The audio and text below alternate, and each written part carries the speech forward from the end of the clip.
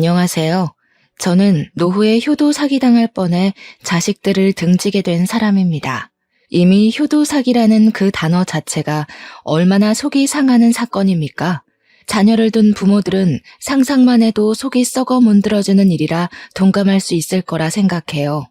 저도 최소한 남 부끄러운 짓은 안 하고 살았기에 자식들이랑 같이 백년해로하며 다복하게만 살 줄 알았어요. 자식들 시집 장가 보내고 손주들 한 번씩 보면서 그리 평범한 삶을 살 줄 알았단 말입니다. 제가 전생에 무슨 큰 죄를 지었길래 자식과 갈등이 생겼는지 모르겠어요. 차라리 남편한테 배신을 당한 거라면 이보다 덜 아플까요? 저를 낳아준 부모님에게 버림을 받는 것이 상대적으로 더 나았을까요? 제 뼈와 살을 깎아서 정말 소중하게 키운 자식들입니다.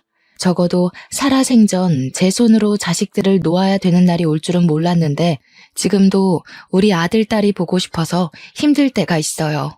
부모로서 제가 내린 결정이 맞는 길인지도 모르겠습니다. 그냥 다 모르겠어요. 저랑 남편을 위해서라면 제 마음속의 그리움을 떨쳐내야 하는데 그게 잘 안 되네요.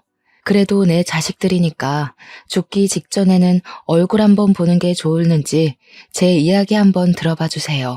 제게는 인생 최대로 멋진 남편이 있습니다. 남편은 젊은 시절 이팔 청춘을 아끼지 않고 열혈하게 살아온 사람이에요.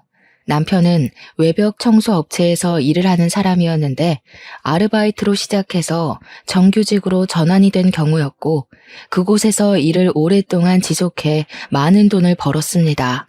다 아시다시피 외벽 창문 청소는 고층 빌딩도 오르내려야 하는 위험한 일이지 않습니까? 그런데도 그만큼 페이도 셌기 때문에 젊은 사람들도 많이 한다고 하더라고요. 남편도 성인이 되자마자 시작을 해서 돈을 차곡차곡 모아 30살이 된 해에는 6억을 모았다고 했습니다. 그렇게 모으는 것도 참 힘든 일이잖아요.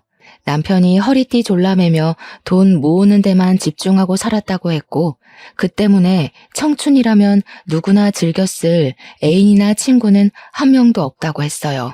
저와 남편은 평소 겹칠 만한 동선이 없어서 인연이 만들어지기 어려운 사이였는데요. 그런 제가 남편을 만날 수 있었던 건 남편이 일하는 업체 상사의 친구가 우리 아빠랑 아는 사이였기 때문이었어요. 업체 상사님이 남편을 평소 좋게 봤는데 젊은 사람이 젊은 세월 아깝게 일만 한다고 많이 잔소리를 했었다네요. 그래서 애인 좀 사귀라고 소개해준 사람이 바로 저였습니다.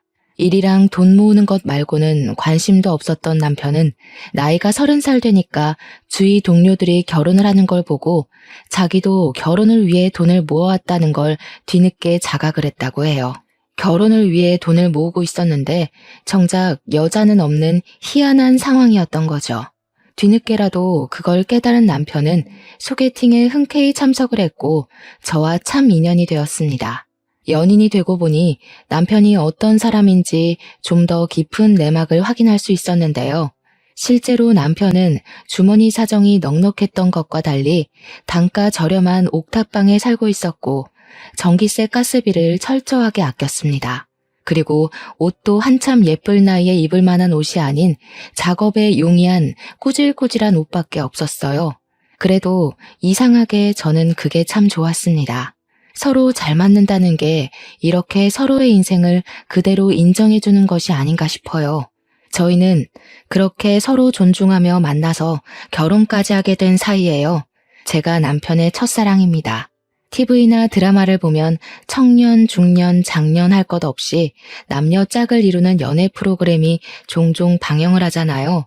저는 두어 번 남자를 만나봤고 남편이 첫 번째 남자는 아니었는데 남편은 제가 첫사랑이다 보니 이혼하지 않는 이상 다른 여자를 못 접해보지 않습니까?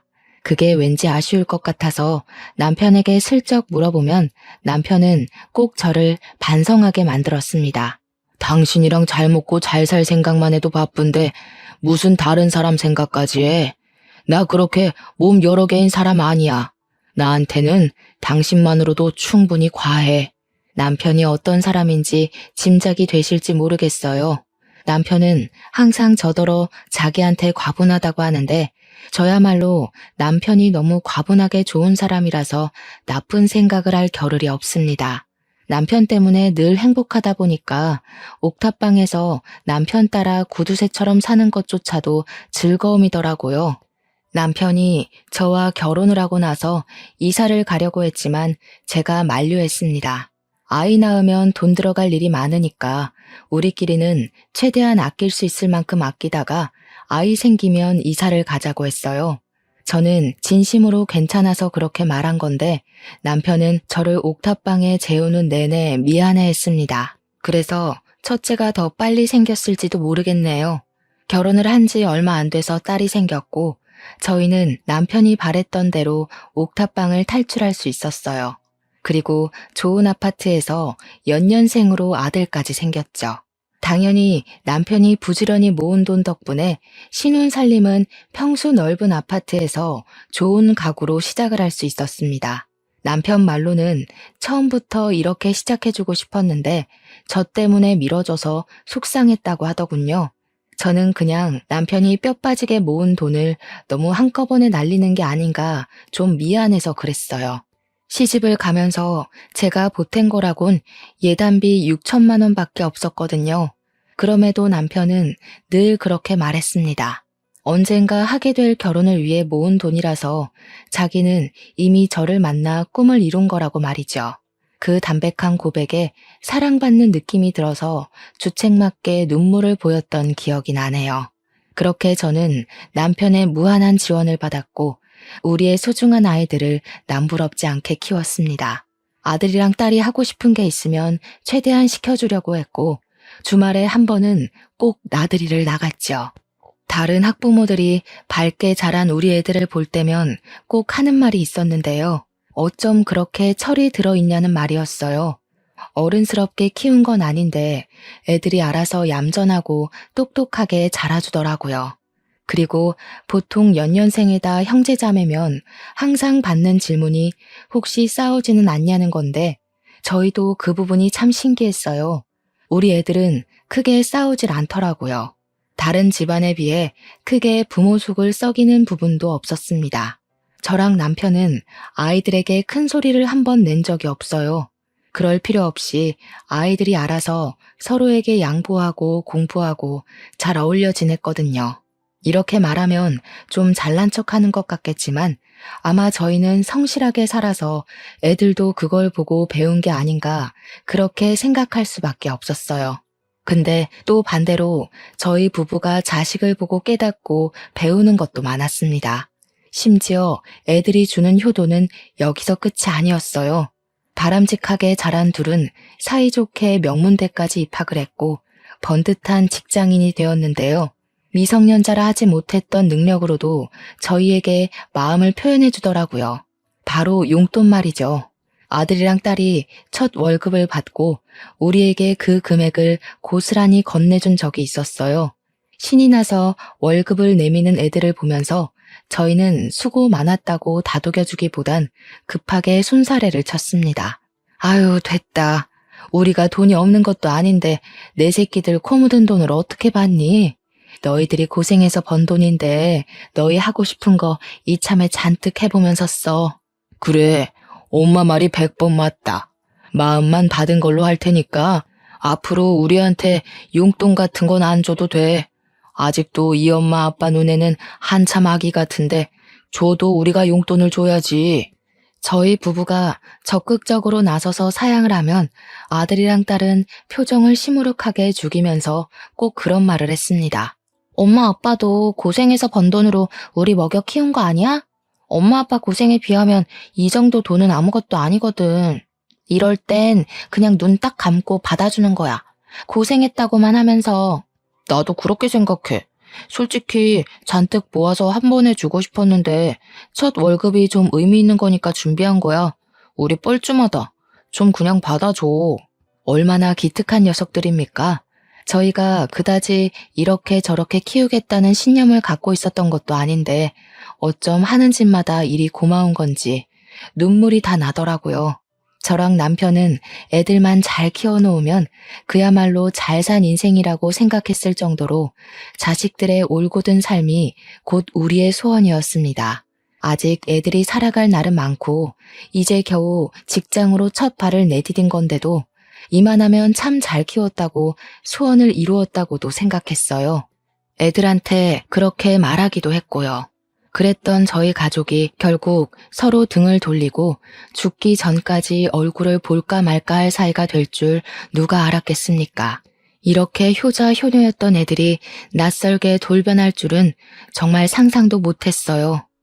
아직도 그날만 되돌아보면 가슴이 뭉그러지는 것 같습니다. 애들이 차례로 결혼을 하고 독립을 하게 된 것까진 분명 내 인생 성공했다고 생각했어요. 새 식구가 생긴 애들의 앞길에 피해는 되고 싶지 않아서 저희가 신혼집 한 채씩 선물만 주고 합가나 자주 방문해달라는 피곤한 부탁은 하지도 않았습니다.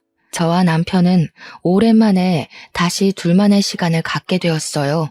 서로 보면서 둘로 시작해 다시 둘로 돌아오기까지 참 고생 많았고 이젠 행복 시작이라고 약간은 쓸쓸한 마음을 그렇게 달래었는데요.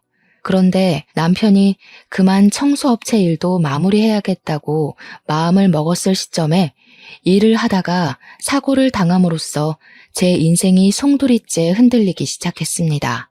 남편은 고층 빌딩 창문을 닫다가 3층에서 기계 오작동으로 추락하게 되었다는데 다행히 목숨은 구했으나 하반신 마비 장애를 갖게 되었어요.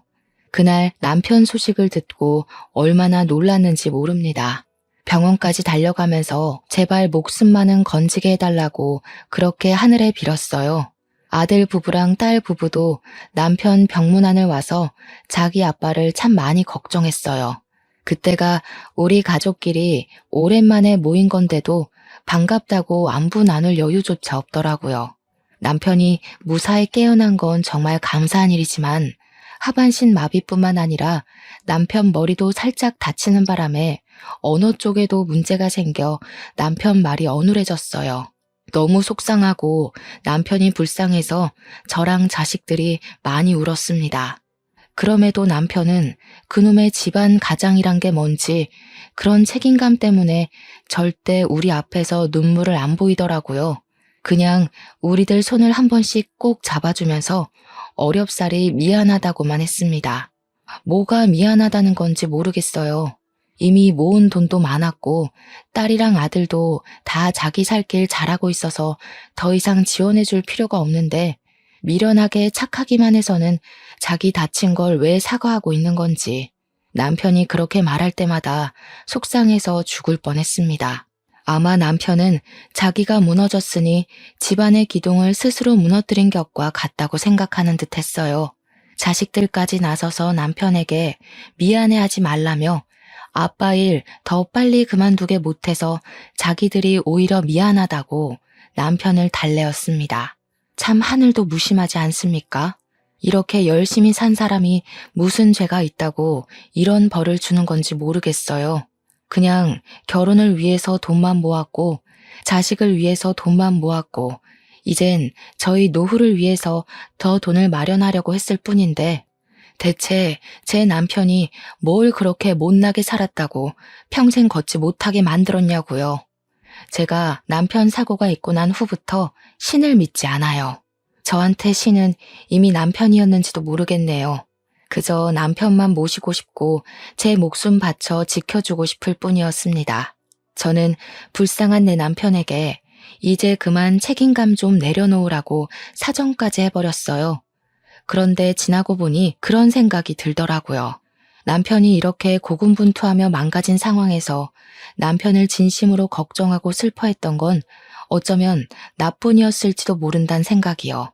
왜냐면 남편이 입원해 있는 동안 딸과 아들의 태도가 달라진 걸 느꼈기 때문입니다. 아들이랑 딸은 결혼하고 나선 얼굴을 잘 볼 수 없을 만큼 왕래가 어려웠는데 남편이 사고를 당하고부터는 병문안 겸 우리를 보러 자주 와주었습니다. 그게 저는 마냥 고맙기만 했고 애들이 부모를 많이 걱정해서라고 막연하게만 생각했죠. 그러다가 언제부터 이상함을 감지했냐면 그렇게 우애좋던 아들과 딸의 사이가 어느 순간 틀어진 걸 목격했을 때부터였어요. 여느 때처럼 병문안으로 온 자녀들은 서로 방문 시간이 겹쳤는데요.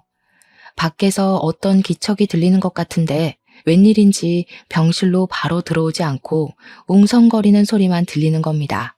애들끼리 무슨 일 있나 싶어 문을 열려고 다가갔거든요. 근데 대화 소리가 미세하게 들리자마자 차마 문을 열 수가 없더라고요. 네가 언제까지 집에 막내일 것 같은데? 막내라고 좀만 알랑방귀 끼면 엄마 아빠가 너한테 다 넘어오기라도 할 것 같나 봐? 아직도 네가 엄마 아빠 눈엔 갓난아기인 줄 아냐? 욕심 부리는 거 다 티나거든? 그러는 누나야말로 갑자기 자주 오는 이유 다 티나. 누가 봐도 딴 맘 있어서 그런 거 아니야? 엄마 아빠가 장녀 하니까 혹시나 콩고물 좀 더 떨어지진 않을까 쇼하는 거잖아. 매형은 이런 여자 매일 보고 사느라 얼마나 숨이 막힐까? 네가 할 소린 아니지 않아? 올케야말로 참 불쌍해. 자기밖에 모르는 이기적인 새끼 만나서 매사에 언제 바람 피울지 전전긍긍하며 살아야 되잖아. 올케는 모르나? 네가 결혼 전에 이 여자 저 여자 양다리 걸친 전적 있다는 거? 그 순간 아들이 약간 언성을 높이면서 딸한테 쌍욕을 섞었고 뭔가 손찌검이 오갈지도 모를 만큼 분위기가 험악해졌음을 느꼈습니다. 그제야 저는 문을 활짝 열었어요. 아니나 다를까 아들이 급하게 손을 내리는 걸 보고 말았습니다. 아들이랑 딸은 저를 보자마자 당황해서 대화를 바로 중단했고 제게 간결한 안부만 물으며 서로 얼굴도 안 보고 병실 안으로 들어갔어요. 애들이 억지 웃음을 짓는데 그 순간 심장이 벌렁거렸습니다. 도대체 무슨 일이길래 생전 안 싸우던 둘이 갑자기 저러는 건지 걱정이 되었어요.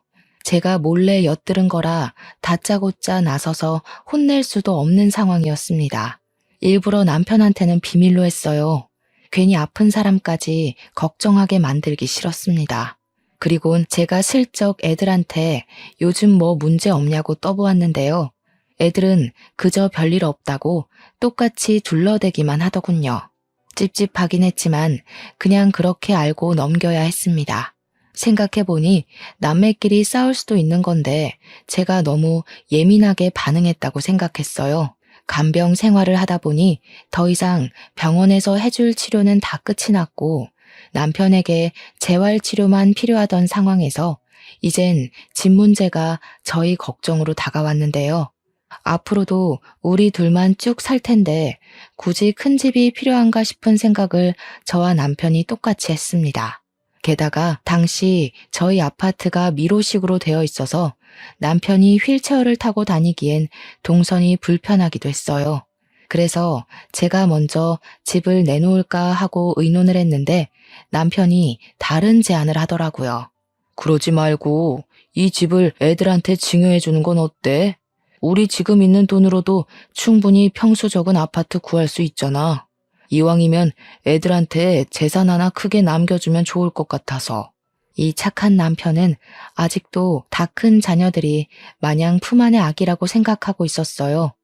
물론 그건 저도 마찬가지고 어느 부모나 당연한 소리겠지만 한편으론 자식들에게 아낌없이 퍼주는 남편이 너무 바보같이 착하고 욕심이 없어서 안타까웠어요. 애들 시집장가 다 보냈으면 좀 자기한테 투자를 할 필요도 있는데 너무 돈만 벌어와서 그런지 남편이 스스로를 잘 못 챙기는 것 같더라고요. 물론 자녀들도 그런 남편의 심성을 잘 알아서 우리에게 더 잘하기도 했어요. 어쨌든 남편이 제안한 뜻이나 남편의 마음가짐이 어떤지 다 이해하고 잘 알겠는데 제게는 바로 수긍할 수 없는 고민이 하나 있었어요. 바로 아들과 딸의 사이가 안 좋아 보였다는 겁니다. 한 집에서 두 식구가 살 수는 없는 일이니 어느 한쪽에만 집을 줘야 하는데 그럼 안 좋은 사이가 더 틀어질 것 같았거든요. 그래서 제가 그때 처음으로 아들과 딸의 원인 모를 갈등을 남편에게 처음 고백했어요. 남편이 듣더니 꽤 표정이 굳어지더라고요. 생각이 많은 듯한 얼굴이었습니다.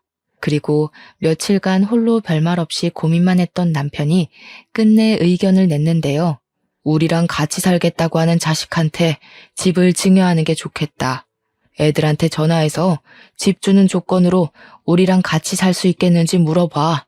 자식들에게 피해주기 싫다고 끝까지 분가를 고집하던 남편이었는데 그런 결정을 내린 것에 의외성을 느꼈습니다. 아무래도 남편에게 어떤 확고한 생각이 있는 듯해 보여 군말 없이 남편 의사를 따랐어요. 남편은 자녀들에게 전화를 해보라고 했고 제안 내용은 조금 독특했습니다. 합가가 조건인 건 알았지만 아들한테는 누나에게 이 집을 주겠다. 딸한테는 동생에게 이 집을 주겠다. 그렇게 달리 말하라고 한 것이 당황스러웠어요. 그래도 일단 남편이 시키는 대로 애들한테 전화를 해서 똑같이 알렸습니다. 충격적이게도 둘의 반응이 달랐습니다. 그날은 서운함을 표출하긴 했지만 알겠다고 수긍한 아들과 달리 늘 선량했던 딸이 처음으로 우리에게 목청을 높인 날이었어요. 왜 맨날 나만 양보해야 돼? 진짜 재수없는 거 알아?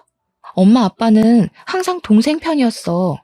좋은 건 다 동생 먼저고 나는 1살 많다는 이유로 늘 걔보다 덜 가졌어야 했다고. 너 결혼할 때 예단비로 아빠가 5억 챙겨줬잖아. 신혼집도 해주고. 아들 장가 갈 때는 결혼에 돈 왕창 써버리느라 겨우 2억밖에 못 챙겨줬어. 아무리 서운해도 그런 소린 하면 안 되지. 5억? 그게 아파트랑 같아? 그 아파트 단가 오르면 내가 더 손해잖아. 아파트 단가 오를 때마다 나한테 돈 더 줄 거야? 그런 것도 아니면서 어떻게든 아들한테만 이익 챙겨주려고 하는 거 진짜 지긋지긋하다. 내가 자식이긴 해? 말만 우리 장녀 하면 뭐해? 장녀가 밥 먹여줘? 이럴 거면 나 왜 낳았어? 뭐라고? 어떻게 부모한테 그런 말을 할 수가 있어? 엄마 아빠가 너를 얼마나 아끼면서 키웠는데 우리가 언제 차별을 했니? 너나 동생이나 똑같이 해주고 똑같이 갖게 하려고 얼마나 노력했다고. 그건 엄마 아빠 생각이겠지. 나는 매사에 차별 느꼈거든? 이러니까 가해자는 피해자 입장에 대해서 아무것도 모른다는 거야. 이럴 거면 차라리 아들 하나만 낳아서 차별을 모르게 하지. 왜 나를 낳아서 짜증나는 꼴을 보게 만들어? 저는 딸의 원망이 충격이었지만 제 옆에서 남편은 묵묵하게 딸의 막말을 듣고만 있었습니다. 다신 연락하지 말라고 꼴 보기 싫다고 하던 딸은 자기가 줬던 용돈까지 내놓으라고 했어요. 딸이 우리가 자식들이 준 용돈을 안 쓰고 있다는 걸 알고 있었거든요.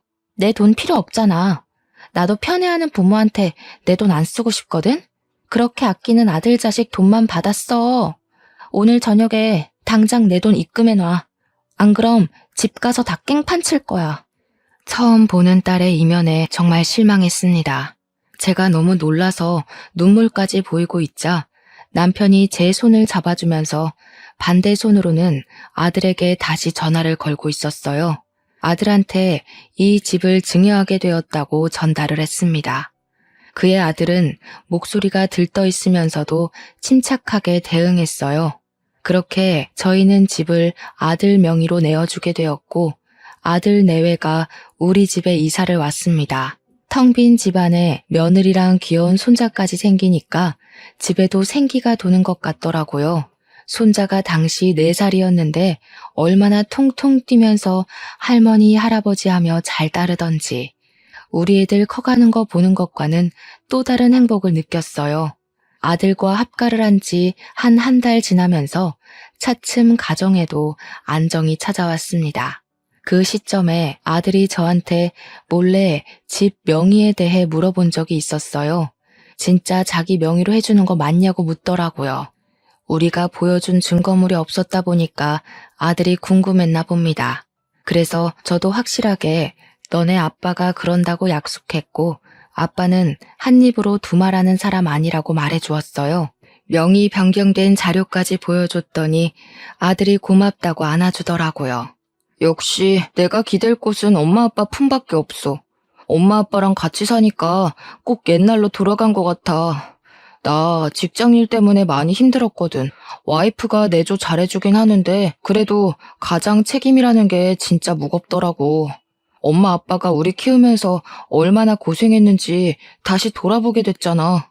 저희는 정말 잘 지냈습니다. 며느리도 다리 불편한 제 남편에게 정말 잘했고 저랑도 엄마랑 딸처럼 편하게 지냈어요.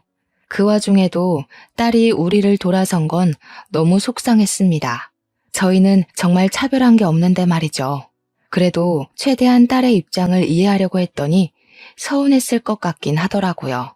딸의 문제는 남편에게 잘 말해서 재산 상속을 미리 분할하는 게 어떻겠냐고 의논을 해볼 예정이었습니다. 당시에도 딸은 제 전화를 계속 안 받고 있었거든요.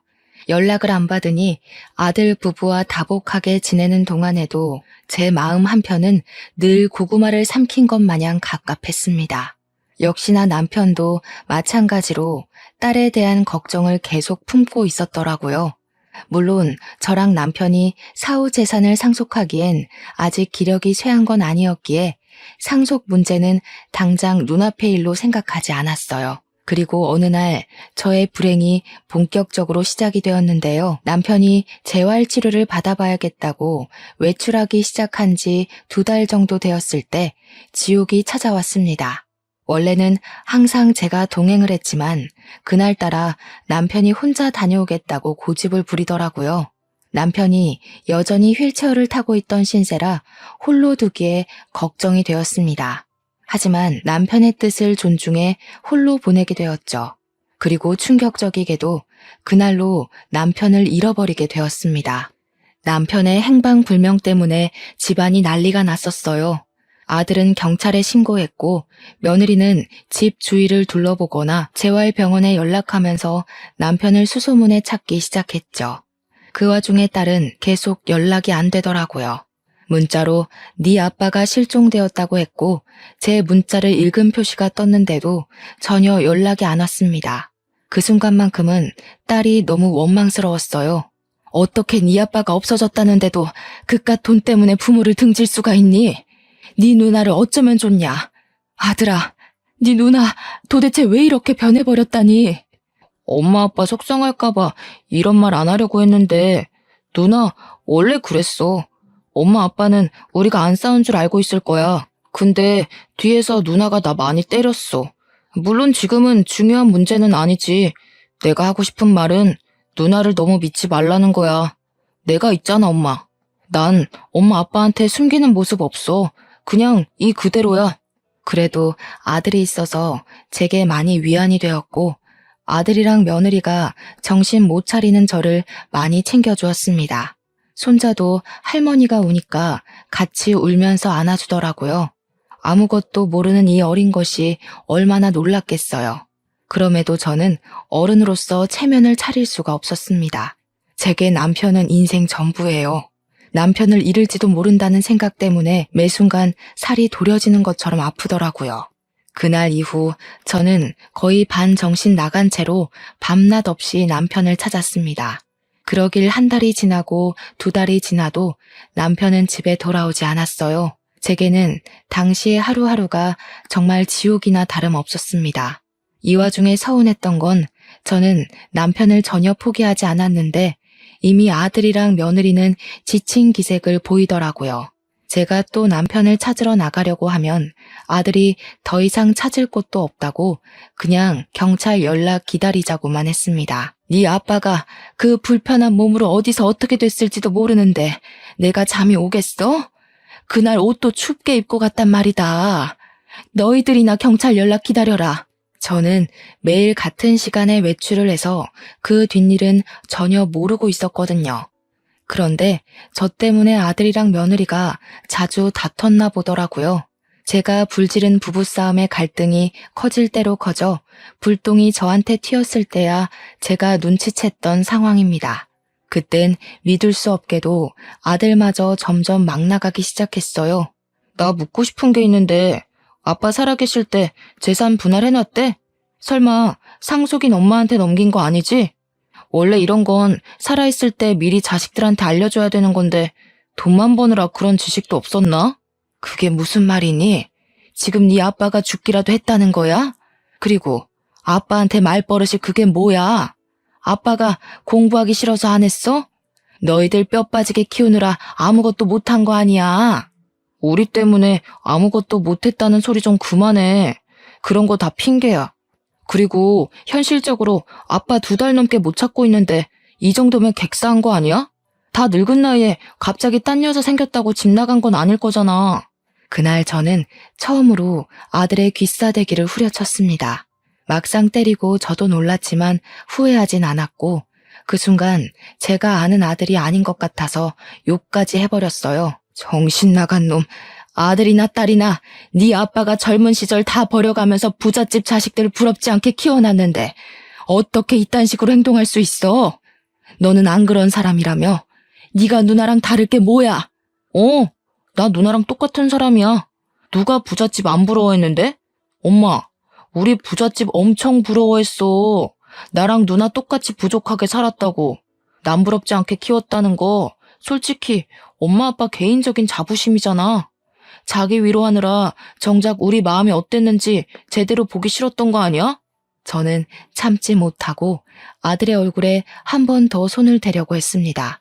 그 순간 며느리가 소리를 빽 지르면서 그만하라고 저를 밀어냈어요. 부모가 돼서 어떻게 자식한테 손찌검을 할 수가 있어요? 어머님 아들이기 전에 제 남편이에요. 저도 함부로 안 하는 남편을 어머님이 무슨 자격으로 손대시는 건데요? 노인네 냄새나는 집에서 두 분 모시고 사느라 제가 얼마나 스트레스 받는지 아세요?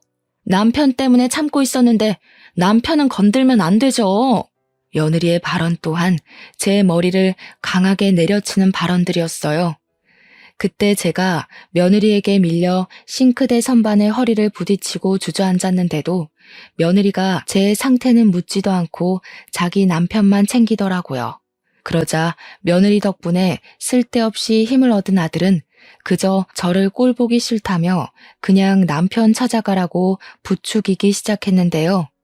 아빠도 없는 집에 있을 이유 뭐 있겠어. 우리도 돈 주는 아빠나 아부 떨어졌던 거지.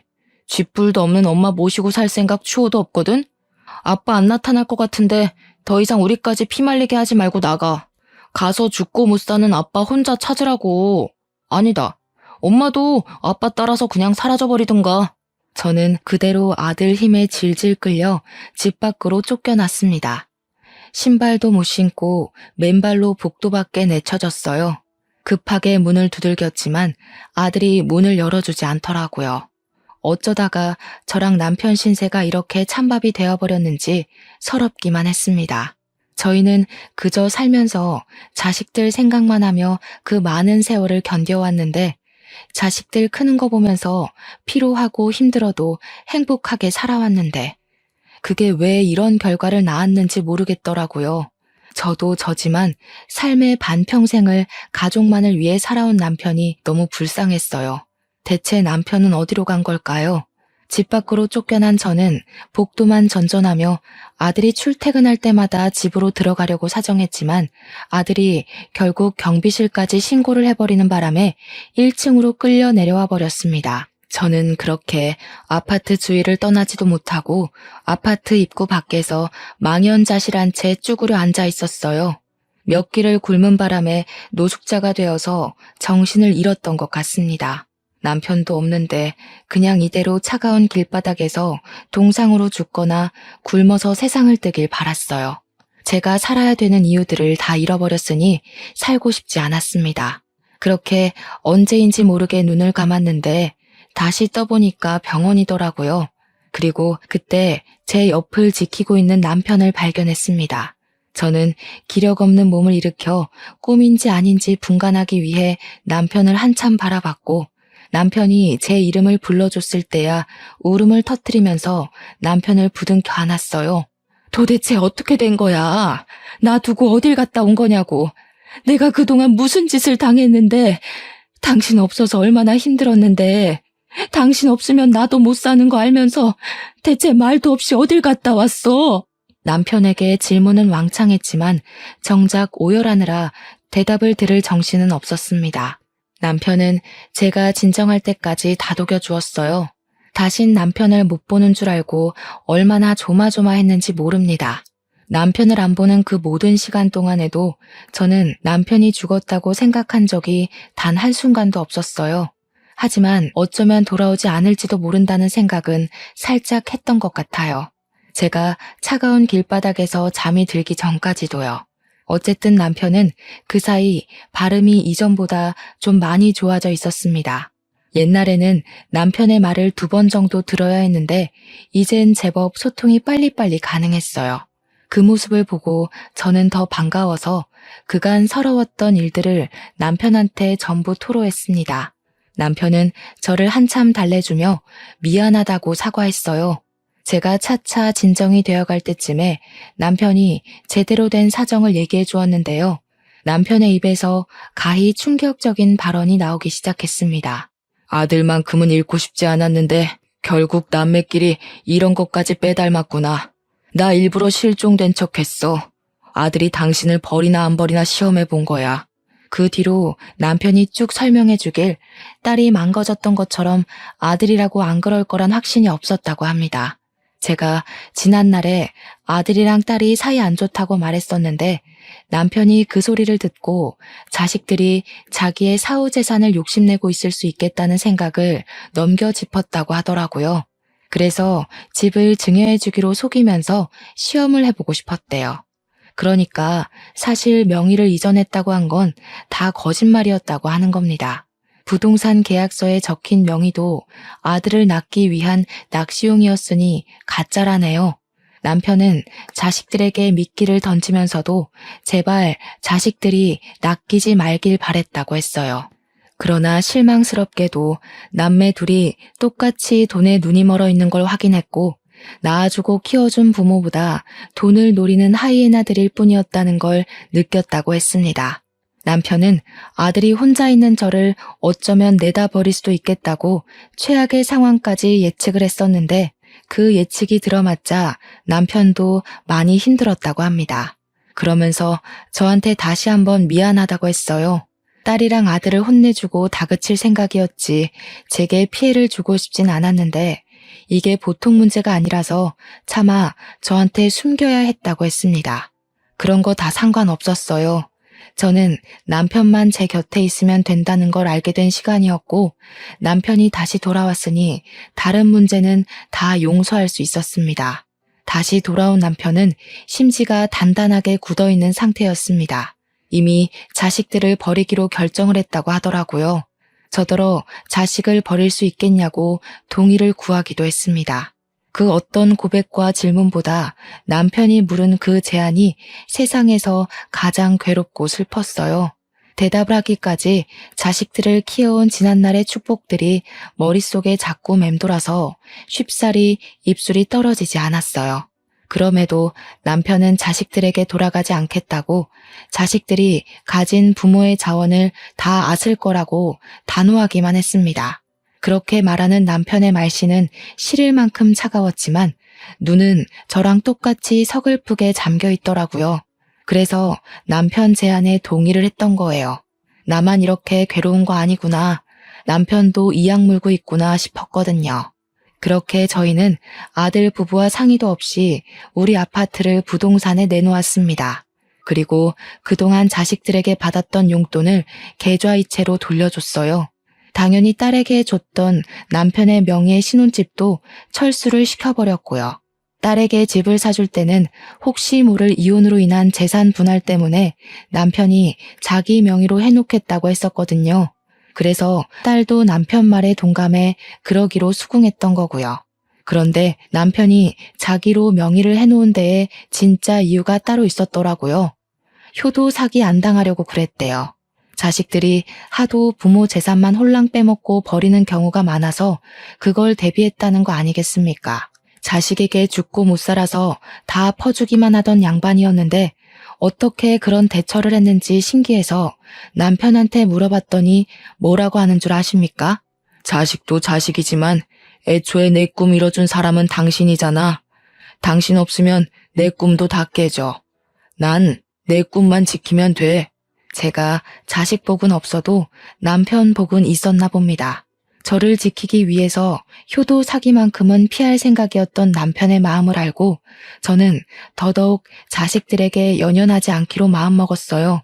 그래도 남편이 자식들에게 최대한 부모를 배신하지 않도록 기회는 줬더라고요. 겨우 돈 때문에 가족 사이가 분열나는 게 싫었던 남편은 자녀들의 효심이 돈으로 움직이는 가식이어도 좋으니 제발 부모는 배신하지 말라고, 부모가 죽을 때까지 그 더러운 흑심을 모르게 하라고 기회를 준 거였어요. 그런데 이 철딱선이 없는 아들, 딸은 굴러들어온 복을 차버리고 욕심만 내다 보니 결국 가진 것마저 빼앗기게 된 겁니다. 심지어 남편이 살아있는 상황에도 둘이서 사후 재산 지분 가지고 싸웠잖아요. 부모 입장에서 아무리 사랑하는 자식들이지만 충분히 정떨어질 만했다고 생각하지 않습니까? 아무튼 저희의 돌발 행동 때문에 아들 부부랑 딸 부부는 졸지에 집 없는 길거리 신세가 되고 말았어요. 그때부터 저한테 불티나게 전화가 오더라고요. 이제야 상황 파악을 한 건지 오는 문자만 봐도 둘 다 이미 죄인이더라고요. 잘못했다고, 우리가 생각이 짧았다면서 아빠 찾았냐는 걱정도 이제야 했고, 아빠랑 엄마랑 오랜만에 밥 먹으면서 얼굴 보고 얘기하고 싶다, 우리는 엄마 없으면 못 산다고 별의별 회유의 말을 보내는 거 아니겠습니까? 제가 일부러 전화를 안 받고 있다는 것도 눈치챘더라고요. 하루에 수도 없이 문자가 오는데 어떤 날은 그런 생각이 들더라고요. 제가 단호하게 결정 지어주지 않으면 이 녀석들이 한도 끝도 없이 부모의 손길을 기다리겠구나 하는 생각 말입니다. 그래서 아들, 딸에게 똑같이 답변을 한 통씩 해줬어요. 조건 없는 사랑이 부모의 사랑이라고 해도 그 진심을 함부로 누릴 권리는 너희에게 없다고. 기회를 못 알아보고 너희가 직접 선택한 어리석은 지옥길이니 편하게만 살려 하지 말고 평생 부모에게 저지른 불효를 기억하며 살라고 말이죠. 그리고 우리는 언제 어디서 어떻게 살다가 갔는지 모르게 너희와 절연을 할 거라고 전했습니다. 그래도 저희는 호적까진 정리하지 않았어요.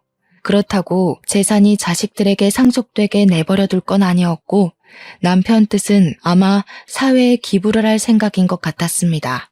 제가 문자를 보내고 나니까 자식들이 더 매달리면서 손자 사진까지 보내며 모텔 방이랑 찜질방만 전전하고 있다고 호소했어요. 아무 죄 없는 손자 사진을 보니까 솔직히 제일 강하게 흔들리더라고요. 그럼에도 남편은 한결같이 단호하게 행동했고 제 전화번호를 아예 바꿔버리는 바람에 저도 그만 자식 지옥에서 벗어날 수 있었습니다. 다행히 저희가 갖고 있던 아파트랑 딸내미 신혼집 물가가 전부 올라서 총 24억을 벌게 되었어요. 저랑 남편이 죽기 전까지 일 안 하고 즐기며 살 수 있게 된 거죠. 현재 저희는 평소 좋아했던 바다를 실컷 보기 위해 바닷가 쪽에 이쁜 집을 구해서 요양 중에 있습니다. 원래부터 자식이 없었던 것처럼 완벽하게 잊고 살 수는 없지만 그 근처를 흉내는 낼 수 있겠더라고요. 남편이 일을 안 나가서 몸이 근질근질한지 나들이를 많이 제한하고 있는데요. 바다를 구경하고 바깥을 나돌 때면 자식들 생각 일체 안 나고 남편이랑 연애 때 데이트를 했던 순간들만 회상이 되었어요.